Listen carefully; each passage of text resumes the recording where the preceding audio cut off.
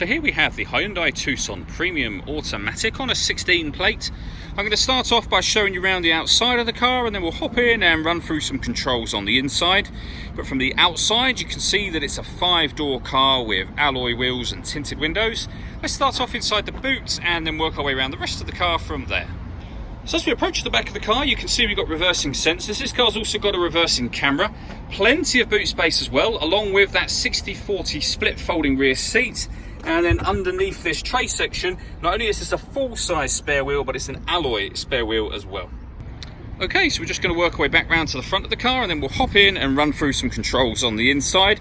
But now that we've done a full circle of it, you can see that it's in excellent condition the whole way round, and a great looking car as well. Just briefly before we climb in, I think it's well worth seeing the interior from this exterior point of view. You get full leather seats. There's plenty to run through on the dashboard, so let's hop in and we'll do that right now. Okay, so now that we're inside the car, we're going to start with the dials. On the left-hand side, we have the rev counter, and on the right-hand side, the speedometer and fuel gauge. In the middle, you can see the total miles for this car, which are 15,870. The information displayed above that can be changed using buttons on the steering wheel. So we're on the kind of driver data menu at the moment, where you get various different bits of fuel economy, all that digital readout for the speedometer. But there are other menus available to us.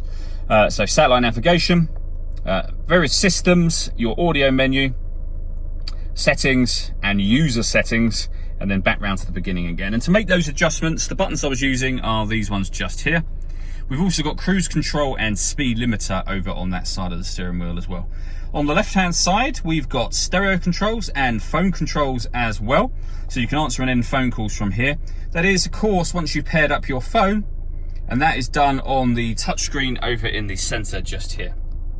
So before we come to that, we're on the radio at the moment. You can see this car's got FM, AM and DAB radio all available.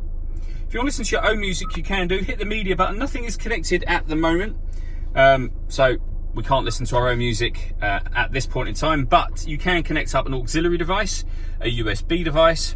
You can stream music wirelessly also via Bluetooth audio. This car's also got satellite navigation. There's a full video showing how that works on both our website and our Facebook page, and we have a full colour reversing camera, as I mentioned before, so you can see that there are guidelines showing you what direction the car is headed in relation to the image that you see on the screen.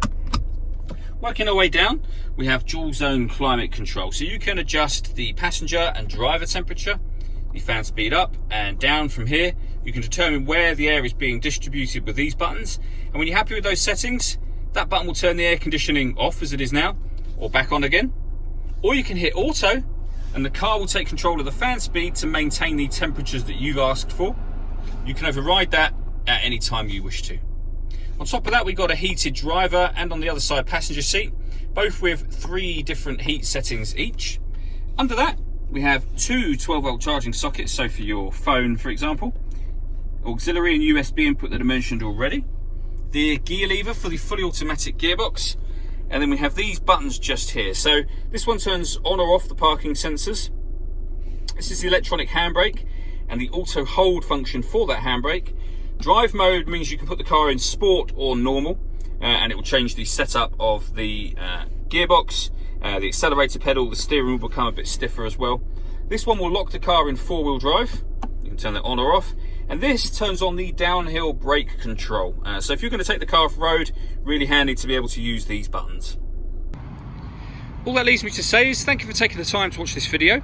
If you'd like to come and see the car in person and have a test drive, please feel free to call any of our MJA sites.